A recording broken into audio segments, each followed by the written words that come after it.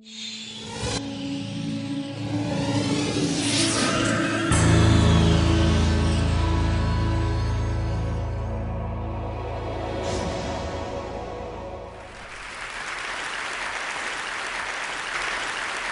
as long as I can remember, I have felt a very deep connection to animals and to the ocean.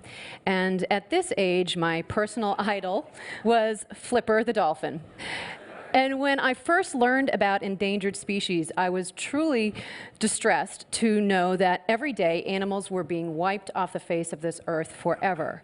And I wanted to do something to help, but I always wondered, what could one person possibly do to make a difference? And it would be 30 years, but I would eventually get the answer to that question.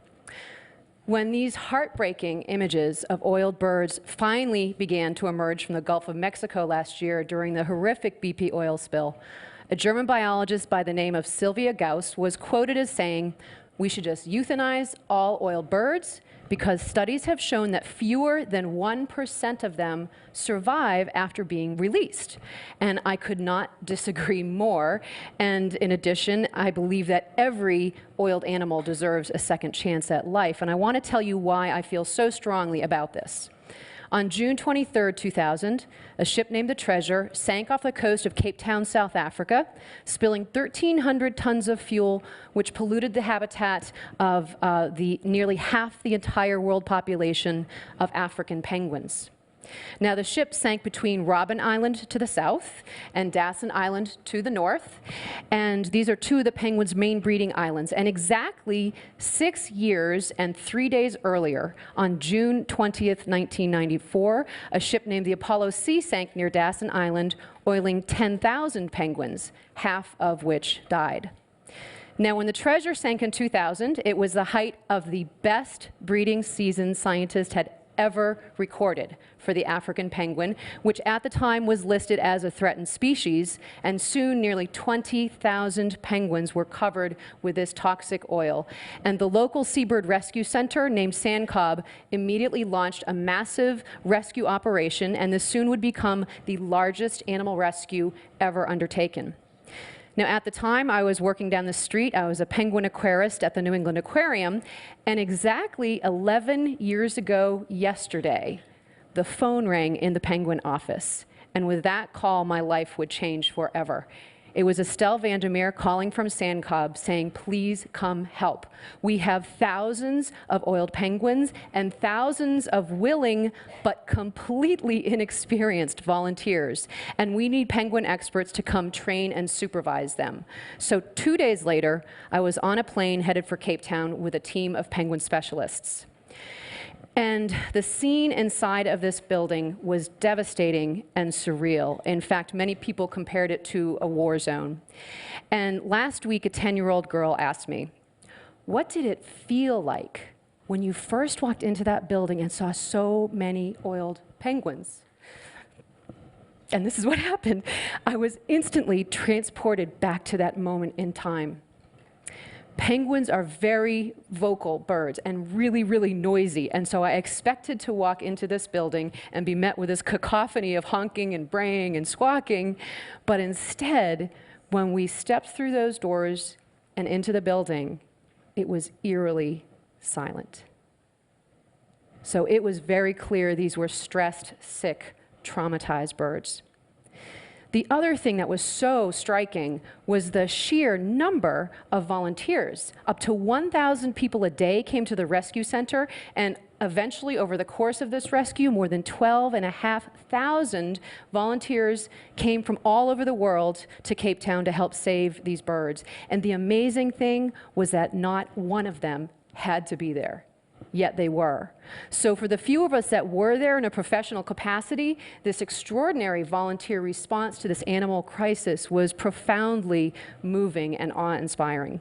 So the day after we arrived, 2 of us from the aquarium were put in charge of room 2, and room 2 had more than 4,000 oiled penguins in it. Now, mind you, 3 days earlier, we had 60 penguins under our care.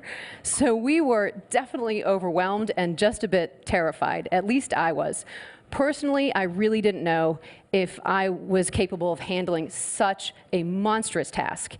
And collectively, we really didn't know if we could pull this off, because we all knew that just 6 years earlier, half as many penguins had been oiled and rescued, and only half of them had survived.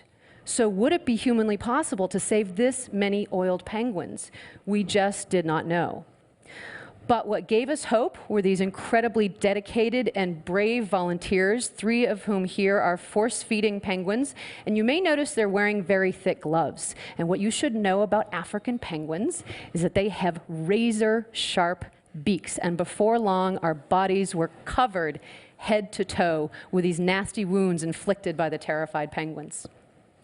Now, the day after we arrived, a new crisis began to unfold. The oil slick was now moving north towards Dawson Island, and the rescuers despaired because they knew if the oil hit, it would not be possible to rescue any more oiled birds, and there really were no good solutions. But then finally, one of the researchers threw out this crazy idea. He said, okay, why don't we try and collect the birds at the greatest risk of getting oiled? They collected 20,000, and we'll ship them 500 miles up the coast to Port Elizabeth in these open-air trucks and release them into the clean waters there and let them swim back home. So... So 3 of those penguins, Peter, Pamela, and Percy, wore satellite tags, and the researchers crossed their fingers and hoped that by the time they got back home, the oil would be cleaned up from their islands. And luckily, the day they arrived, it was. So it had been a huge gamble, but it had paid off. And so they know now that they can use the strategy in future oil spills. So in wildlife rescue, as in life, we learn from each previous experience, and we learn from both our successes and our failures. And the main thing learned during the Apollo C rescue in '94 was that most of those penguins had died due to the unwitting use of poorly ventilated transport boxes and trucks, because they just had not been prepared to deal with so many oiled penguins at once. So in these 6 years between these 2 oil spills, they'd built thousands of these well-ventilated boxes, and as a result, during the treasure rescue, just 160 penguins died during the transport process, as opposed to 5,000. So this alone was a huge victory. Something else learned during the Apollo rescue was how to train the penguins to take fish freely from their hands using these training boxes, and we used this technique again during the treasure rescue. But an interesting thing was noted during the training process. The first penguins to make that transition to free feeding were the ones that had a metal band on their wing from the Apollo C spill 6 years earlier. So penguins learn from previous experience too. So all of those penguins had to have the oil meticulously cleaned from their bodies, and it would take 2 people at least an hour just to clean 1 penguin. And when you clean a penguin, you first have to spray it with a degreaser. And this brings me to my favorite story from the treasure rescue. About a year prior to this oil spill, a 17-year-old student had invented a degreaser. And they'd been using it at Sand Cobb with great success, so they began using it during the treasure rescue. But partway through, they ran out. So in a panic, Estelle from Sand Cobb called the student and said, please, you have to make more. So he raced to the lab and made enough to clean the rest of the birds. So I just think it is the coolest thing that a teenager invented a product that helped save the lives of thousands of animals. So what happened to those 20,000 oiled penguins, and was Sylvia Gauss right? Should we routinely euthanize all oiled birds because most of them are going to die anyway? Well, she could not be more wrong. After 500,000 hours of grueling volunteer labor, more than 90% of those oiled penguins were successfully returned to the wild. And we know from follow-up studies that they have lived just as long as never-oiled penguins and bred nearly as successfully. And in addition, about 3,000 penguin chicks were rescued and hand-raised. And again, we know from long-term monitoring that more of these hand-raised chicks survive to adulthood and breeding age than do parent-raised chicks. So armed with this knowledge, Sandcob has a chick bolstering project, and every year they rescue and raise abandoned chicks, and they have a very impressive 80% success rate. And this is critically important because 1 year ago, the African penguin was declared endangered. And they could be extinct in less than 10 years if we don't do something now to protect them. So what did I learn from this intense and unforgettable experience? Personally, I learned that I am capable of handling so much more than I ever dreamed possible. And I learned that one person can make a huge difference. Just look at that 17-year-old. And when we come together and work as one, we can achieve extraordinary things. And truly, to be a part of something so much larger than yourself is the most rewarding experience you can possibly have.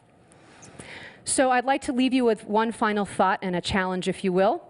My mission as the Penguin Lady is to raise awareness and funding to protect penguins. But why should any of you care about penguins? Well, you should care because they're an indicator species. And simply put, if penguins are dying, it means our oceans are dying. And we ultimately will be affected because, as Sylvia Earle says, the oceans are our life support system. And the two main threats to penguins today are overfishing and global warming. And these are two things that each one of us actually has the power to do something about. So if we each do our part, together we can make a difference and we can help keep penguins from going extinct. Humans have always been the greatest threat to penguins, but we are now their only hope. Thank you.